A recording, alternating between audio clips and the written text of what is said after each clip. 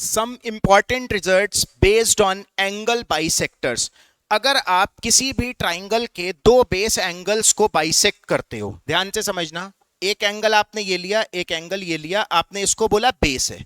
अगर आप किसी भी ट्राइंगल के दो बेस एंगल को इंटरनली बाइसेक्ट करते हो दोनों को, तो जो यहां पे एंगल बनता है, अगर ये एंगल ए है तो this angle will be measured by 90 plus half of angle A. Correct.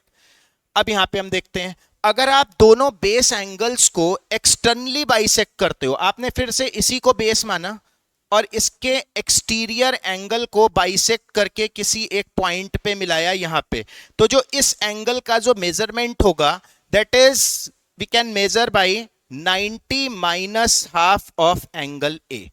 और थर्ड वन इज व्हाट, कि अगर जो दो बेस एंगल्स हैं, आपने इसको बेस माना, एक एंगल को इंटरनली बाइसेक्ट करो और एक को एक्सटर्नली बाइसेक्ट करो, इंटरनल बाइसेक्टर, और अगर आप इसका एक्सटीरियर एंगल ड्रॉ करोगे तो this is exterior angle bisector.